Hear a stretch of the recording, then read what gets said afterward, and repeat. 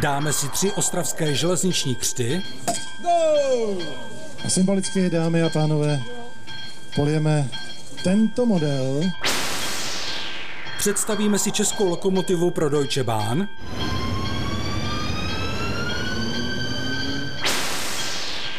A ukážeme vám těžkou práci drážních záchranářů. Ty, když se tak dívám kolem, tak musím uznat, že ta Fantova kavárna je vážně krásná. Co myslíš? Ta rekonstrukce se každopádně povedla. To je jako teda fakt, jo. Ale já jsem tady od té doby nebyla, co ty? Já taky rád, když utíkám vlakem, tak vždycky tady přes tu díru se akorát dívám navrch, takže jsem tady poprvé. No ale my jedeme vlakem někam, ne? Hele, no nám to jede, když se tak dívám na ty hodiny, tak nám to jede do nějakých 15 minut, takže žádný zdržovačky. A jdeme? Jedeme do Ostravy, co tam budeme dělat? Na železniční veletrh Czech Rail Days. A mimo jiné, takže tam budeme točit reportáž, Juro, budeme? Bude tam také fotokoutek, my tam 2 budeme v téměř životní velikosti, budeme se spolu s vámi fotit a budeme si spolu s vámi povídat, že? Takže nechte se překvapit a těšíme se v Ostravě.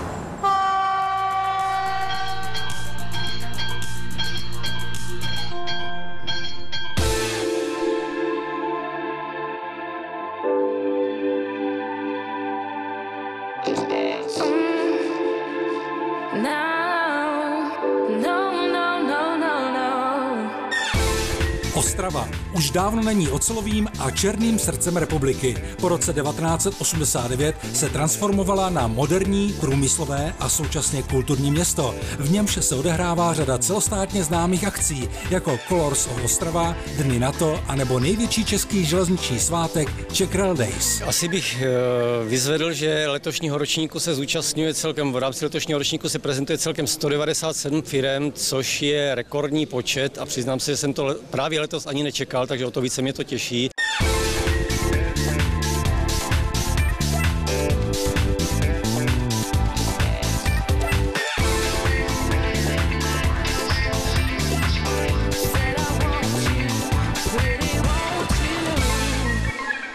Pokud někdo v minulých letech žehral na to, že Czech Rail Days pořád jedno a to samé, letos bez diskuze byla Ostrava nabita novinkami a zajímavostmi, tak se na ně pojďme podívat. Štáb televizního magazínu Pozor vlak zaujala první elektrická lokomotiva západní provenience Effi-Liner 3000 z produkce CZ Loco, že vám připomíná belgické Class 12. Správně. Logicky ta hlavní motivace byla taková na vlastně tento československý vyšegrádský, řekněme, železniční trh přivést vozidlo, dvousystémovou elektrickou nákladní lokomotivu ve výkonové třídě 3000 kW, která bude mít dobrý poměr cena-výkon. Jsme z původní řady Class 12, kterou jsme dovezli z Belgie, použili komplet podvozků, včetně trakčních motorů. Tento celek prošel samozřejmě také modernizací, nicméně většina prvků zůstala a prošla generální opravou. Dále nám z lokomotivy zbyl hlavní rám, který je opět modernizovaný pro umístění nových komponentů. A poslední, co nám v podstatě zůstalo z lokomotivy, je její lokomotivní skříň. Všechno ostatní je z brusu nové, z produkce více než 10 českých a slovenských společností. Maximální rychlost byla snížena ze 160 na 120 km za hodinu, což pro nákladní vozbu stačí. A byla zachována hmotnost 85 tun. CZ Loco takto zmodernizuje prvních 12 lokomotiv a už teď se uvažuje o dovozu dalších, protože především zahraniční trhy signalizují zájem. A máme tu další křest, tentokrát s hvězdným obsazením. Moderátor skvělý Václav Žmolík, křestní otec, neméně skvělý Antonín Panenka. Jsme rádi, že tady máme také četné zástupce médií. Dobrý den. A co křtíme tentokrát? Vectrona pro ČD Cargo. Abychom byli konkrétnější, jde o interoperabilní lokomotivu s nejpřísnějšími evropskými standardy, která je mimo jiné vybavená také ETCS, tedy jednotným evropským vlakovým zabezpečovačem. Lokomotiva Vectron v provedení MS, to znamená vícesystémová, má parametry 6,4 MW výkonu a 160 km/h nejvyšší rychlost. Celkově je kontrakt podpísaný na 5 lokomotív plus 3 v opcii. Tu opciu máme právo využiť do konca roku a v prípade, že že budeme spokojní, tak ju aj plánujeme využiť. Tondo, co vy a železnice? Tak mám vřelý vztah, protože se musím přiznat, jsem měl rok bez řidičáku a protože bydlím 40 km od Prahy, tak jsem byl povinen a nucen jezdit vlakem a musím říct, že to nebylo vůbec špatný. A symbolicky, dámy a pánové, polijeme tento model.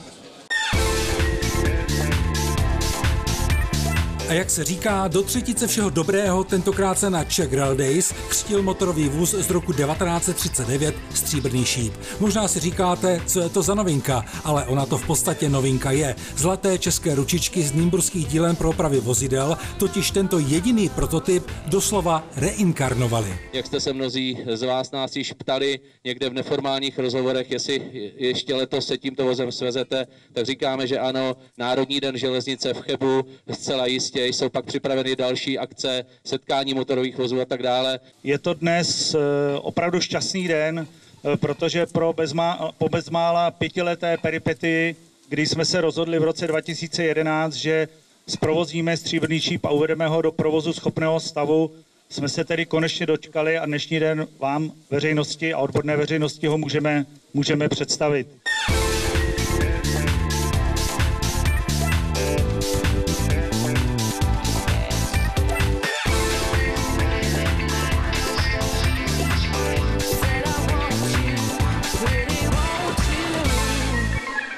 Ano, to byly hlavní taháky Czech Rail Days 2016, i když by se dalo o různých expozicích vyprávět třeba hodiny. Dokonce i náš magazín Pozor vlak zde měl svůj stánek. A musíme říci, že jsme nečekali takový nápor fanoušků.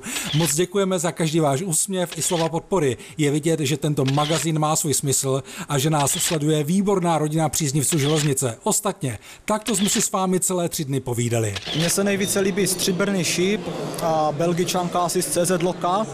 Jezdím sem, pokaždé jsem tady podruhý a jsem tady ze školou a hodně se mi tady líbí, vždycky se tady těším celý rok na to. Jakou máme nejoblíbenější lokomotivu? Tomáše, ale kterou jezdíme, Mikulko? Panterem. Líbil se mi ten Vektor novej, trošku jsme si ho prolezli, koukali jsme, jak to umí dělat taky jinde, než třeba jenom u nás. Tak a Honzíku, řekni nám, co se tady nejvíce. Stříbrný šíp a Vektor a všechny vlaky. A jaký máš nejradši vlak? Nejradši vlak? Jenom 810, to je nejlepší. Nejlepší je, jo. A proč je nejlepší 810? Protože jezdí tak dost pomalu. Tak mně se nejvíc asi líbí lokomotiva Vectron jednak a potom ten krásný vůz Stříbrný šíp.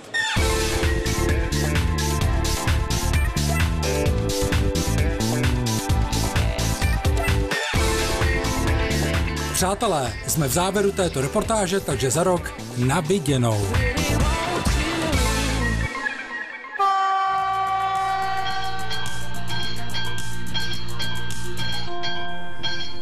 Je tady Express. Po odborovém sdružení železničářů také sociální demokraté odmítají státní půjčovnu vlaků, kterou připravuje Ministerstvo dopravy. Stát chtěl nakoupit vlaky a ty by následně půjčoval dopravcům, kteří by vyhráli výběrová řízení na provoz linek. ČSSD tvrdí, že by státní půjčovna vlaků silně poškodila státní České dráhy. Novým generálním inspektorem drážní inspekce se stal Jan Kučera. Ten zde zastával funkci náměstka generálního ředitele. Jan Kučera zvítězil ve výběrovém řízení, které bylo vyhlášeno v souvislosti se zákonem o státní službě. Kučera tak nahradil dosavadního generálního inspektora Romana Šiguta, který se také, ale neúspěšně, zúčastnil výběrového řízení. To nejdůležitější, co nás čeká, je připravit se na nový zákon o dráhách, který by měl v dohledné době začít platit, zejména ke vztahu k mimořádným událostem, protože tato definice se tam mění.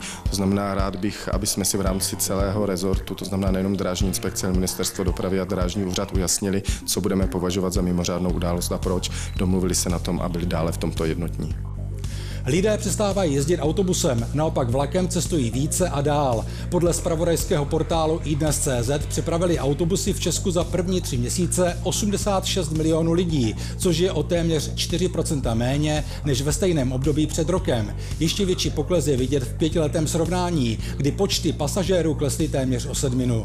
Je nutno ale dodat, že vlakem v Česku jezdí zhruba polovina počtu zákazníků autobusů. Na rozdíl od autobusů ale počet lidí ve vlacích už 7 let stále stoupá. V Itálii se 12. července v plné rychlosti čelně střetly 2 osobní vlaky na jednokolejné regionální trati. Zemřelo 27 lidí a zhruba 50 jich bylo zraněno. I když se fatální mimořádná událost stále vyšetřuje, vše ukazuje na to, že za neštěstím stojí selhání lidského faktoru. Trať totiž byla řízena dirigováním pomocí telefonátu dispečerů ze stanice do stanice a nebyla vybavena žádným automatickým zabezpečovacím zařízením, které by ohrožené vlaky zastavilo. Italští vyšetřovatelé se proto zaměřili i na manažery provozovatele trati. Zda absencí zabezpečovacího zařízení nedošlo k systémovému selhání. Ještě se podíváme krátce na mistrovství České republiky v železničním modelářství, které se uskutečnilo v Bělči nad Orlicí. Modeláři do soutěže přihlásili necelou 100 modelů lokomotiv, vozů, dioramat i zajímavých železničních staveb, které porotu zaměstnali na celý den. Letos je poměrně hojná účast žákovských modelů. My se soustředujeme hodně na tu práci s mládeží a rádi bychom, aby to dostalo, řeknu, celonárodní podporu. Očekáváme i podporu z velkých firm, který podpoří nějakou tou korunou, protože u těch peněz to začíná a končí. Ty nejlepší modely postupují do evropské soutěže, které se uskuteční koncem léta v Budapešti. Českým modelářům drží magazín Pozor vlak pěsti. A v závěru Expressu se podívejme, kdo vyhrál trika Pozor vlak.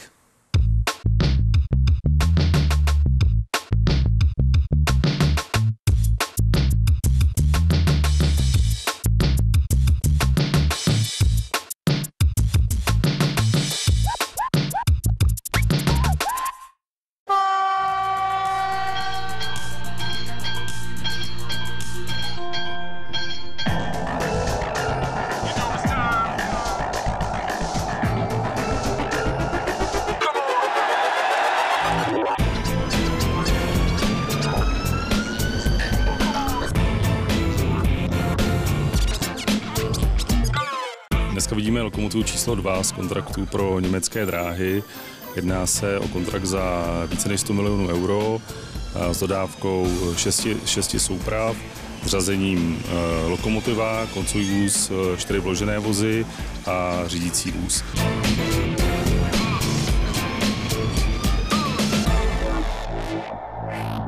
Lokomotiva je vlastně určena pro jedno napětí 15 kV. Jako samotná je pro rychlost 200 km v hodině, kdy se soupravou zatím bude jezdit rychlostí 189 km v hodině. Homologace je pro 200 km v hodině. Výkon trakčních motorů je 6400 kW. Má 2 stanoviště a je možný vlastně provádět řízení z kteréhokoliv stanoviště. Potom, až bude v soupravě, tak bude možný víceméně řídit soupravu buď ze stanoviště čtverovágnu nebo ze stanoviště lokomotivy. Lokomotiva 381 navazuje na lokomotivu řady 380, kterou jsme dodávali Českým drahám. Má v sobě mnoho vylepšení, které si u nás zákazník objednal. Víceméně elektrická výzbroj a funkce té lokomotivy jsou úplně diametrálně jiný, protože víceméně Deutsche Bahn mělo přesné požadavky na víceméně funkce na stanovišti, na funkce spojené s informačním systémem, na automatickou zkoušku brzdy a další funkce, které nebyly z Českých drah nikdy požadovány.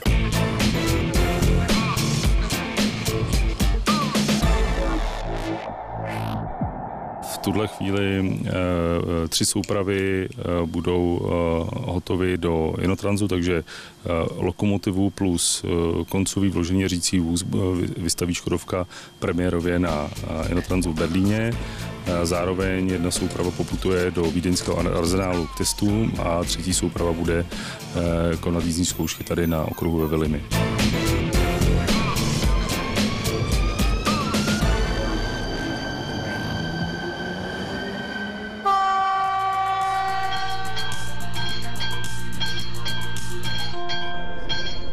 V názorové rubrice našeho pořadu dnes šéf Českých drah Pavel Krtek, který do své funkce nastoupil v listopadu 2014. A otázka je jako vždy krátká a jednoduchá. Co se vám vybaví, když se řekne vlak? No, já si vybavím příjemnou jízdu, protože rád cestuji vlakem, mám to radši než létat, protože sedíte u okýnka, díváte se na krajinu, nesmí tam být takový teda ty betony, jak teď se dávají ty betony okolo trati, protože nic nevidíte, ale většinou, když to není přeplněný, je to příjemný prostředí, tak si představím příjemnou jízdu.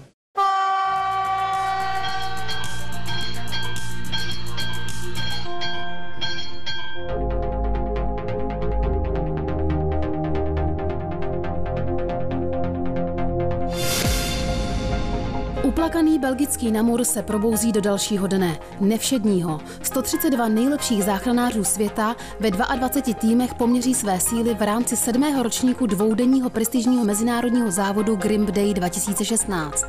Českou republiku zastupují drážní hasiči Správy železniční dopravní cesty, kteří loni obsadili úžasné 3. místo.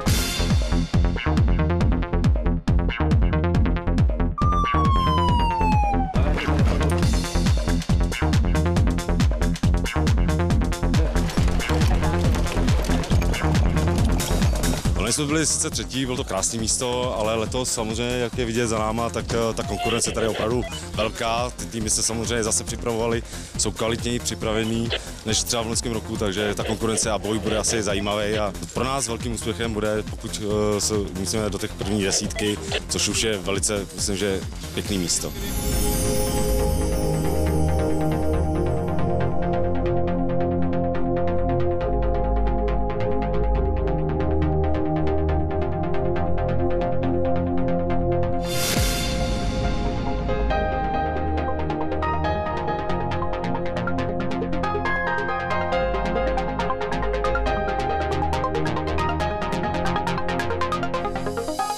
Tím, že každý rok přijíždí do Namuru soutěžit záchranáři z celého světa, umožňuje nám to vyměňovat si záchranářské techniky, znalosti a získávat zkušenosti.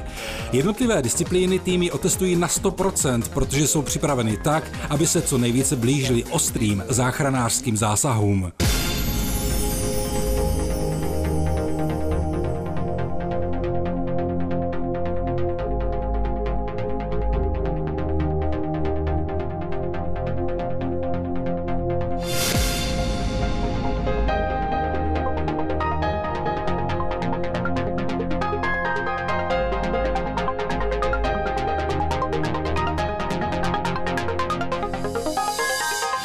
I když se český tým připravoval poctivě na Grimp Day více než 4 měsíce, byly disciplíny, které je letos potrápily, například protažení oběti košem. Tam si všichni sáhli na dno. Zabereme? Můžeme?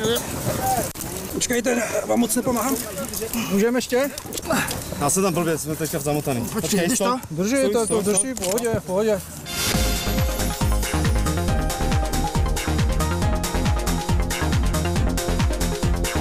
Dva dny v kulisách belgického Namuru, kdy si týmy sáhly, jak už bylo řečeno, na dno, nejenom fyzických, ale i psychických sil, je za námi. A jak to dopadlo? I když český tým skončil na 12. místě, jde o vynikající výsledek.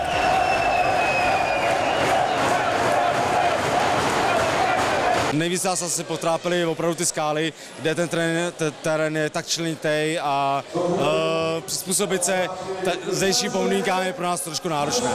Nicméně, nazbírané zkušenosti k využití v ostrém zásahu jsou k nezaplacení, což praští drážní hasiči předvedli po návratu z Namuru novinářům při Mezinárodním dnu bezpečnosti na železničních přejezdech. To byl záchranářský koncert.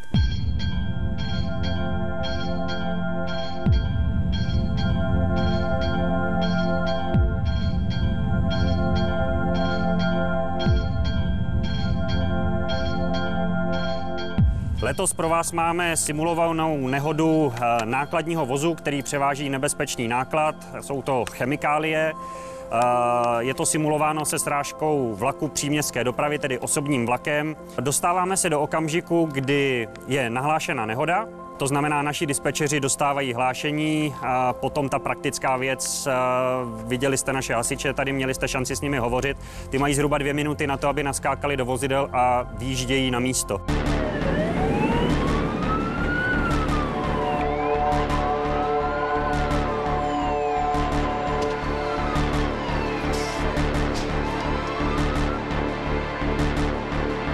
Slyšíme se někdo? Slyšíte mě někdo? Halo? Můžete si hýbat? V pořádku. Tady v pohodě. Zlomenina, vy jste jak na tom? Ruka vás bolí. Halo, a vy jste na tom jak? Slyšíme se? Úsek 1 slyším, mám tady 4 zraněné osoby, z toho 1 v bezvědomí.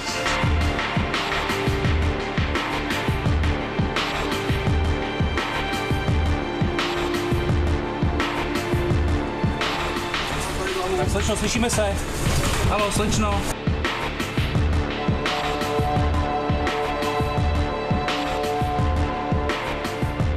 lidi jsou evakuováni ven. Vidíte, záchranná služba si hned kontroluje situaci společně s našimi specialisty, to znamená, ta spolupráce je opravdu úzká.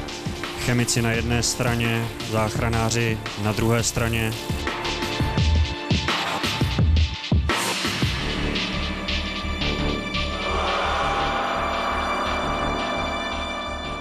Byly otevřené zlomeniny dolních končetin, hluboké řezné rány, podezření na vnitřní zranění a otřes mozku.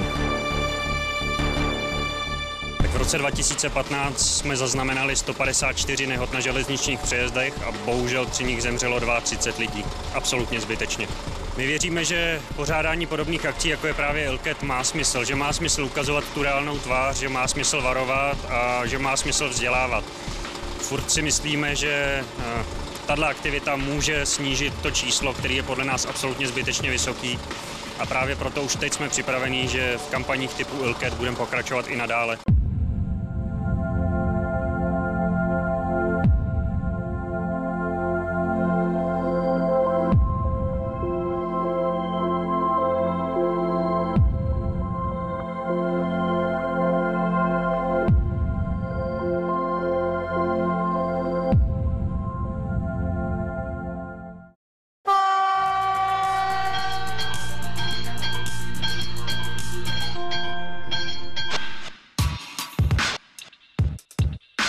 Říkáte si, co pak dělá tento teréňák takto nebezpečně u kolejí? To budete koukat.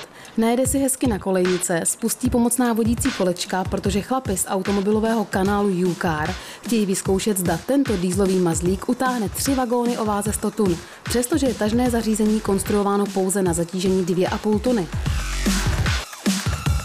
Možná se budete divit, ale 100 tun tažených 10 kilometrů nebyl pro tohoto bělouše vůbec žádný problém. Ale vy to prosím nezkoušejte.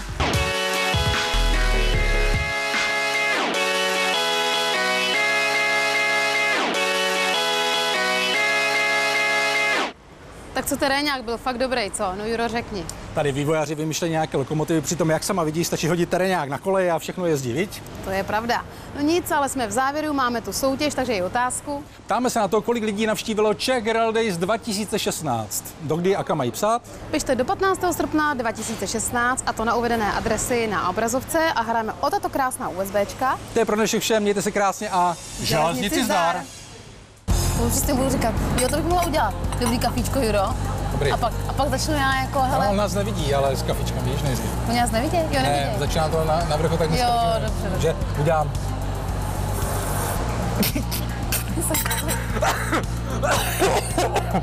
Ježiš, já jsem blbec. To je hra. Ta rekonstrukce se jí každopádně povedla, no. No a máš říct? A pak jsem chtěla říct. Ty už tady byl? Jo, to už tady byl, já samozřejmě jsem A my oba.